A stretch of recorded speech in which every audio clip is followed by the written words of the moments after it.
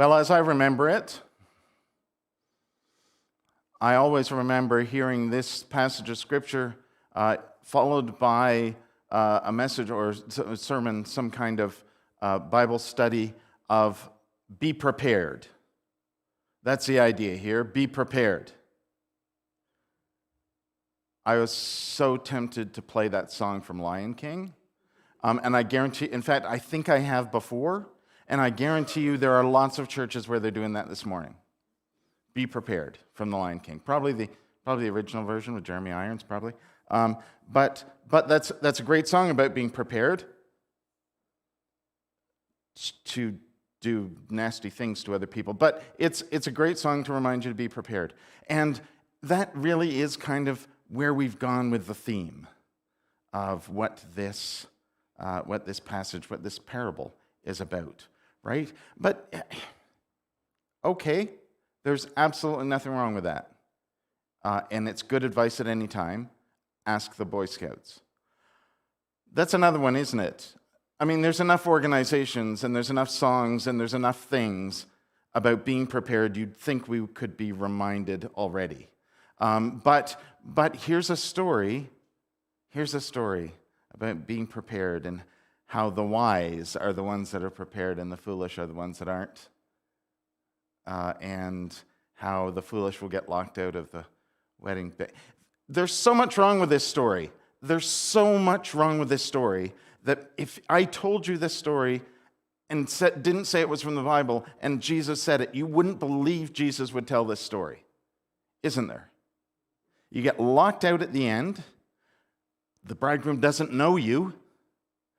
Apparently, the difference between wise and foolish is the wise have stuff and the foolish don't.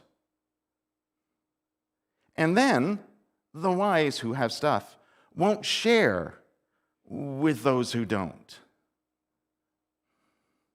Seriously? That's a story from Jesus that's about being prepared, or else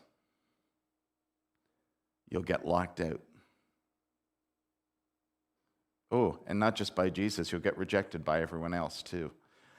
How is that a story from Jesus about what the kingdom of heaven is like?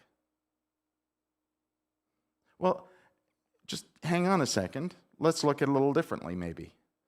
Let's look at it instead of just like where this story just by itself. Let's look at it in the context of the Gospel of Matthew that we've been wading our way through these many months. And in fact, for quite a few weeks, we've been locked in with Jesus in the temple in his last days, telling stories, dealing with the Pharisees who are always asking him questions to try and trick him. Remember all of that? And then he starts talking to the disciples about the end times. Everyone's favorite topic, because it kind of feels like we're living in them. But he starts talking about what's going to happen at the end. And when Jesus starts talking about happening at the end, things that happen at the end, you know he's going to talk about when he's coming back, because he promised to come back. And the first people hearing these stories in the Gospel of Matthew would have been people who thought Jesus is coming back tomorrow or the next day. Okay, end of the week for sure. But then he didn't. And we started to understand that a little differently. We started to understand it as maybe he meant sometime in the future. And then suddenly we have these stories. Oh yeah, Jesus said, be ready, because you don't know when. You can see why it would be so meaningful to hear this story as be prepared, because you don't know when. But what does that mean, to be prepared? In the world that we're living in right now, what does it mean to be prepared for Jesus? What does it mean to be prepared for a Jesus who we know is coming back in, how many days till Christmas? Anybody? Days till Christmas. It's not even Advent yet, but I'm sure soon it's Christmas. That's the celebration of the Jesus who came, right? And then there's a Jesus who promised to come in the future. What about the Jesus that you see every day in the people around you or in you? What about that Jesus? Are you ready for that Jesus? 2. What if we looked at the bigger picture of where this story happens? Jesus is talking to the disciples about the end times, what's going to happen, and how he's going to come back. And there's going to be bad stuff happening. Check out our study group on Revelation for that. By the way, spoiler, it's not about the end times. It's about the hope of the new beginning. Anyway, Jesus talks about it, and he talks about how he's going to come back and how he warns the disciples to watch out because people are going to try and trick them. There's going to be people who are going to say they're Jesus, but they're not. You got to be discerning. So it's coming.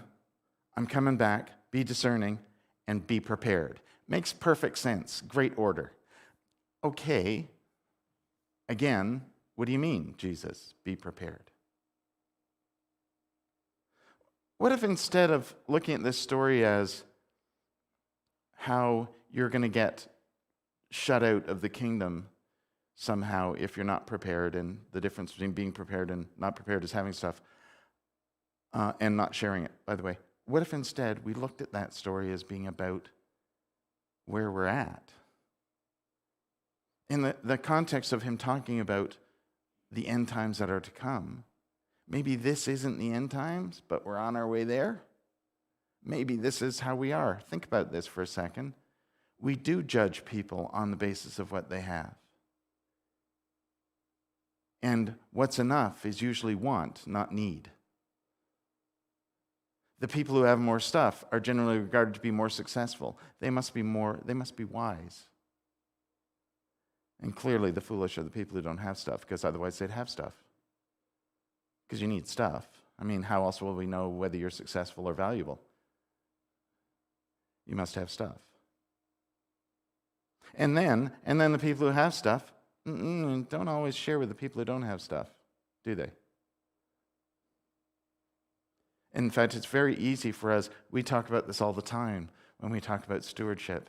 It's very easy for us to understand abundance as being all of the great stuff that we can acquire, rather than simply all that we need, and that we can still share that. And so instead of thinking we should share from what we have, we tend to think about how we share from what we have left over once we've used up the stuff we want.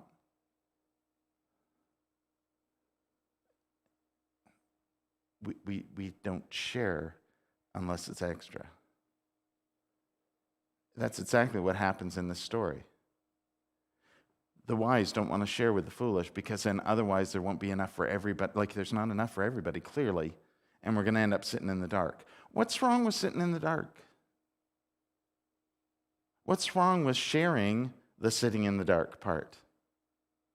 And how do you know you're going to run out anyway?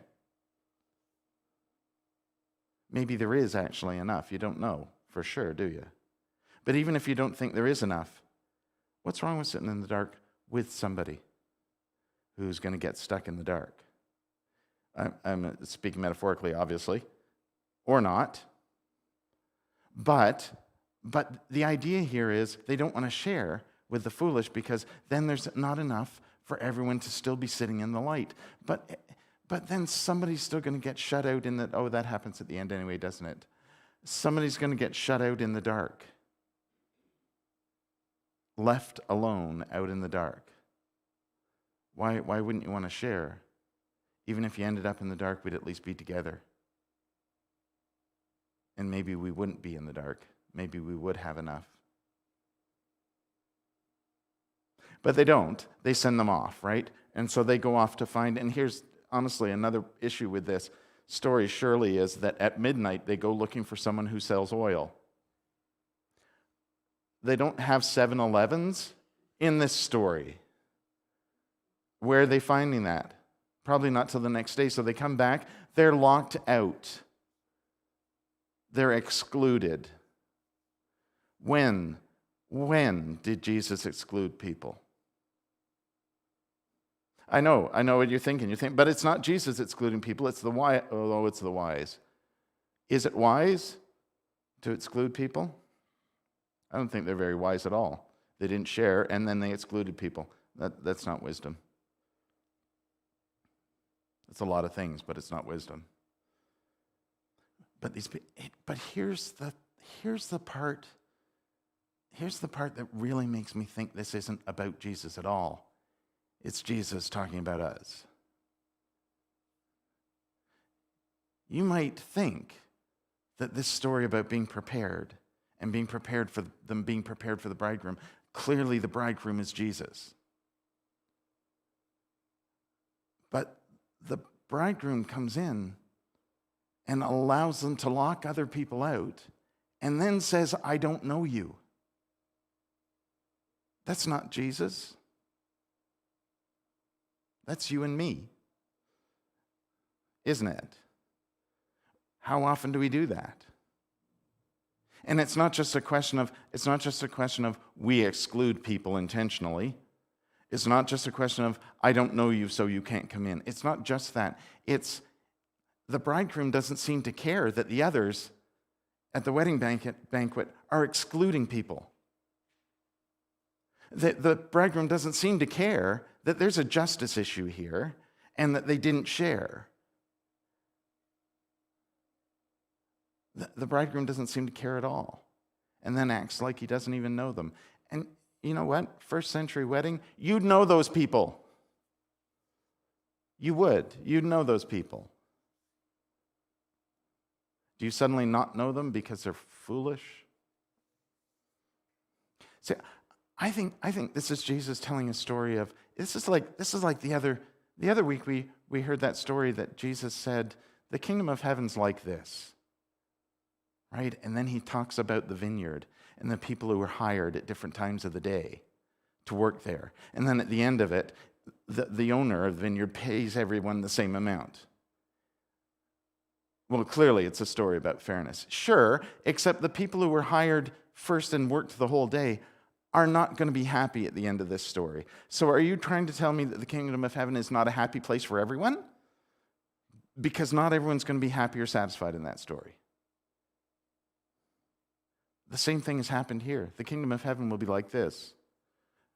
Some people will be excluded. Some people will be excluded because they didn't have enough stuff. Really?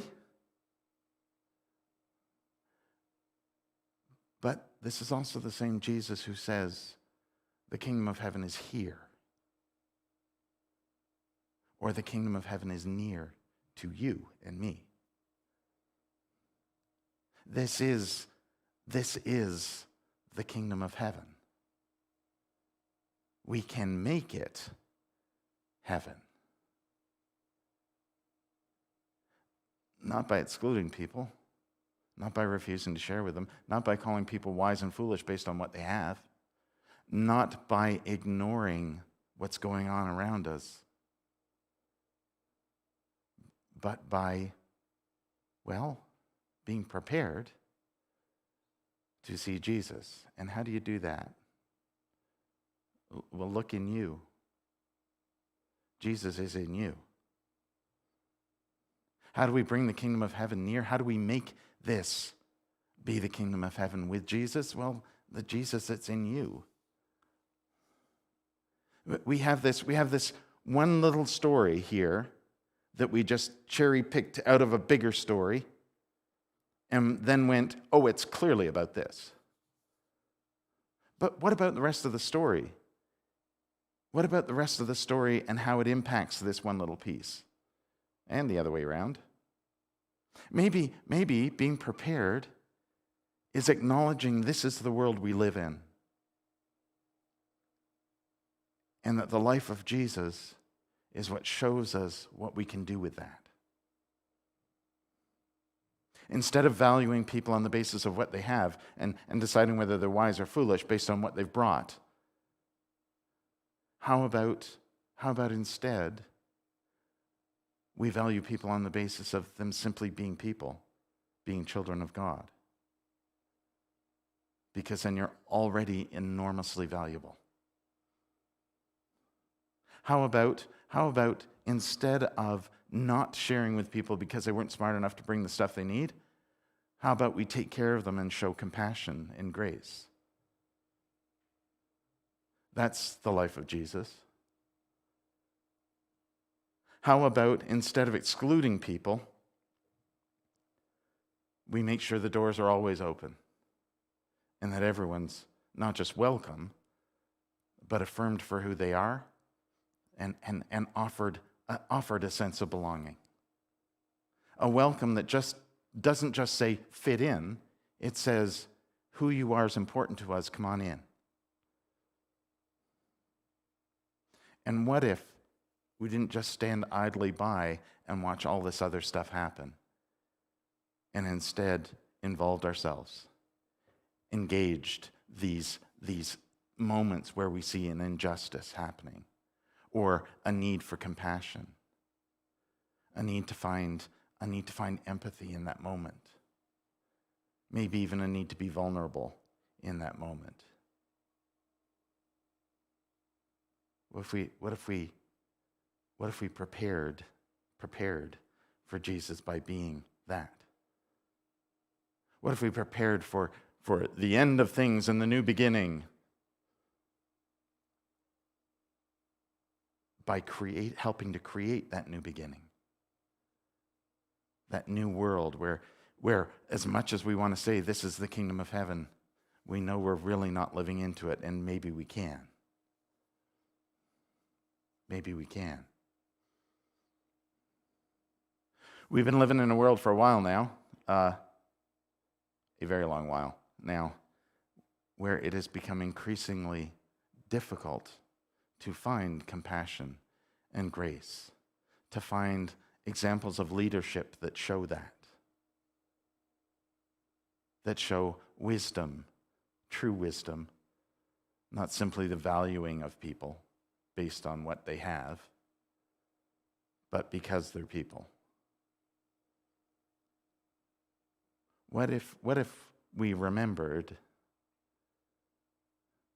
that the point of our remembering is that we're able to be here, that we're able to have the opportunity to even say out loud, we can make this a better world. Because we can. We can share and we can show grace and compassion and include people and love and actually pay attention to things around us when something's happening that shouldn't be happening, and we can do something about it, that we don't just sit idly by, that we actually get involved and make it happen. Maybe that's what this story is about. Because he's going to go on from this story. In Matthew's gospel, he's going to go on and start talking about that story about the master who goes away and leaves a certain number of talents with each of his employees and how they use them. I wonder what that's about. I have to check in next week and find out, obviously. But here we have this one little story that we can either see as a moment of, and we certainly can, be prepared. But then the question is how? And maybe it's a story that reminds us about the how is the life of Jesus and what that means, and living the Jesus that's in. I was trying really hard to not use it, to do good Jesusing. Do good Jesusing. That's what it means to be prepared.